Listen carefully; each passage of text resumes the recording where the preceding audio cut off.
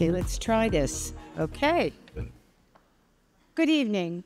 I'm Gilda Nyman and one of the other co-chairs for this evening. Ladies and gentlemen, tonight we have a very special moment to share with you. I'd like to ask Lea Goldenberg to come to the stage. Lea.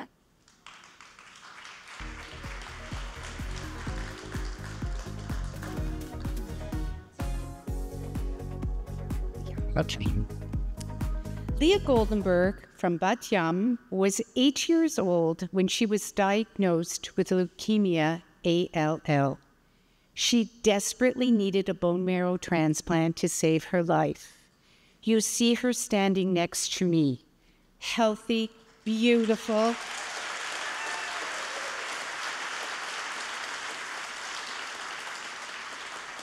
And we are so overjoyed to have Lea here with us tonight, having received a bone marrow transplant from Ezer Mitzion.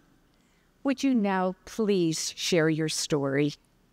Yes, thank you. Thanks.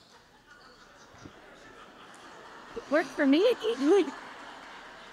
Sorry, I'm a little bit taller. Good evening. My name's Lea. I'll be turning 22 next month, and I was born and raised in Bat Yam. At the age of 8, I was first diagnosed with leukemia ALL. And to an 8-year-old who couldn't comprehend how grave this is, the scariest thing in all of this is a needle. No school, no problem.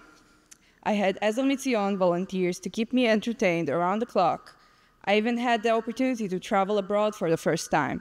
And I had celebrated my birthday at a party organized by Ezer Mitzion. Those were the good times. The same could not be said when I was diagnosed for the second time.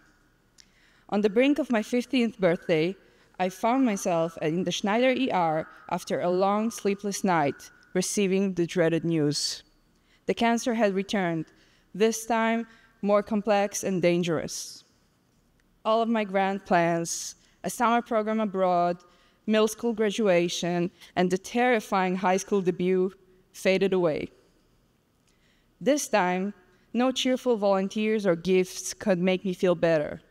15 is already such a delicate age, and with tubes and wires sticking out of me, isolated from my friends and family, it felt as though the weight of the world was crashing down on me. After careful deliberation, it was decided that a bone marrow transplant was necessary. Since there was no match from within my family, we had to begin searching the database. Thanks to David and Sarah Farajun's donor pool, I was quickly matched with my bone marrow donor, Lichai Heyman. And so finally, there was a finishing line in sight. They make you wait a year to meet your donor. You try to create a new life, a life post-cancer. Then one day, you receive a call to come meet your donor, and everything stops. Putting a face to the marrow is so bizarre. Suddenly, there's a whole person standing in front of you, not just a concept. I cannot describe exactly the feeling of that day. Everything's such a blur. But looking back on it, I remember humble Ichai and his parents who felt so kind. He looked so grown up then, through my 17-year-old eyes, but really, he was not much older than I am today. Saving a life at this age seems inconceivable. To him, it was natural, to give simply, with no expectation of anything in return, because he could. I call it my rebirth, and it's cliché, I know. But I was reborn on March 18th, 2018. I received, I'm not done. You're clapping way too soon. I received my second chance in life, and it's not perfect, but that's life. Now I get to unload the dishwasher and argue over who's gonna set the table, but I also get to learn, take trips, draw, dance, and so on. And the list is truly endless because I get to do everything. This second life is mine to do as I wish, and it could not be so without my dear family, my friends, Ezer Mitzion, David and Sarah Farajun, and Lichai Heyman. Thank you. Ja, wir haben doch dann auch recht genug.